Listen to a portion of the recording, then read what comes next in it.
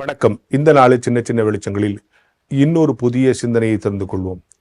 இயேசு கிறிஸ்து மாட்டுத் தொழுவத்தில் பிறந்தார். நம்ம எல்லாருக்கும் தெரியும். அப்படி பைபிளில் போட்டிருக்கு.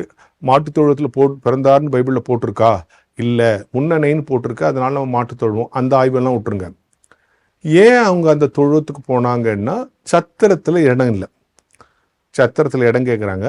சத்திரம் ஃபுல்லாக இருக்குது, இடம் கொடுக்கல. அதனால அதன் அருகே இருந்த அல்லது அது பின்னால் இருந்த அதுக்கு பக்கத்தில் இருந்த ஆக மொத்தம் சத்திரத்திலிருந்து கொஞ்சம் பக்கத்தில் இருந்த ஒரு தொழுவத்தில் போய் அந்த குழந்தை பிறக்கிறது. சரியா? இந்த குழந்தை பிறந்த உடனே அங்கே மேய்ப்பர்கள் வராங்க, 3 ராஜாக்கள் வராங்க, தேவ தூதர்கள் வரதும் போகிறதுமா இருக்கும். ஒரே பரபரப்பாக இருந்திருக்கும். நீங்கள் நல்லா யோசித்து பாருங்க, இந்த சத்திரம் ஃபுல்லாக நிரம்பி விழுது. இதுலேருந்து யாராவது ஒருத்தர், யாரோ 2 பேர் வந்து இடம் கேட்டாங்க. இல்லைன்னு பக்கத்தில் தொழுவத்தில் போய் அவங்க போய் அந்த குழந்தை பிறந்தோடனே நிறைய பேர் அங்கே வராங்க போகிறாங்க, ஒரே பரபரப்பாக இருக்கேன்ட்டு இந்த சத்திரத்துலேருந்து யாராவது ஒருத்தர் போய் அந்த தொழுவத்தில் ஏசாமியை பார்த்த மாதிரி வரலாற்று குறிப்பே இல்லை. இல்லை, நிச்சயம் நடந்திருக்கணும்ல. கூட்டம் ஃபுல்லாக இருக்குதுன்னா அங்கே தங்கியிருக்கிறவங்க எல்லாரும் என்னடா பக்கத்தில் ஒரு குழந்தை பிறந்துச்சு பாவம் அப்படின்னு பாவமாக பரிதாபமாக போய் பார்த்துருக்கலாம். இல்லை, அந்த குழந்தைய பார்க்க யாரோ வந்துட்டு போகிறாங்க, மேய்ப்பர்கள் வராங்க, அது 3 எங்கேயோ வந்து பெரிய ஆளுங்கள்லாம் வராங்க, என்ன அந்த குழந்தைன்னு எட்டி பார்க்க போயிருக்கலாம். அப்படி போய் ஒருவரும் பார்த்ததாக வரலாற்று குறிப்பில் இல்லை.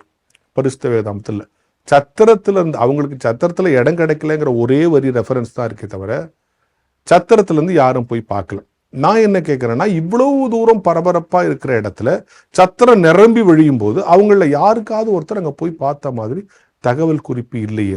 என்ன பொருள்? தங்கள் பக்கத்திலேயே ஒரு அதிசயம் நடந்த போது கூட அதை குறித்து அக்கறையற்றவர்களாக போய் பார்க்க வேண்டும் என்று ஆவல் இல்லாத வழிப்போக்கர்கள் அந்த சத்திரத்தில் தங்கியிருக்கிறார்கள். எனக்கு அன்பானவர்களே, கடவுள் பல்வேறு நேரங்களில் நம் அருகில் இருக்கிறார், நம் கூட வருகிறார், நம் பக்கத்தில் அதிசயம் நடக்கிறது.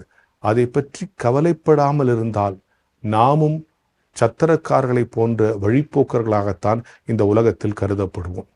நான் வந்து போகிறேன், அவ்வளோதான், இங்கே என்ன நடக்குதுங்கிறத பற்றி எனக்கு கவலை இல்லை அப்படின்னு இருந்தால் வழிப்போக்கர்களாக நாம் வாழ்ந்து விடக்கூடாது.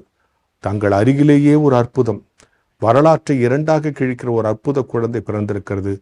அதை போய் பார்த்ததாக சத்திரத்திலிருந்து யாரும் போய் பார்த்ததாக எங்கேயும் குறிப்பில்லை. என்ன பொருள்?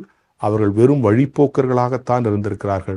தங்கள் வழியருகே நடந்த அதிசயங்களை அவர்கள் உணரவில்லை, தரிசிக்கவில்லை, கேள்விப்படவில்லை. அது பற்றிய குறிப்பும் நமக்கில்லை. அப்படி இந்த உலகத்தில் என் அருகிலேயே, என் வீட்டிற்கு அருகிலேயே, என் உள்ளத்தின் அருகிலேயே, என் அலுவலகத்துக்கு அருகிலேயே, எனக்கு அருகிலேயே கடவுள் அநேக நேரங்கள் என் கூட வந்து கொண்டிருக்கிறார், என்னை ஆற்றி தேற்றி கொண்டிருக்கிறார், என்னோடு பயணித்து கொண்டிருக்கிறார்.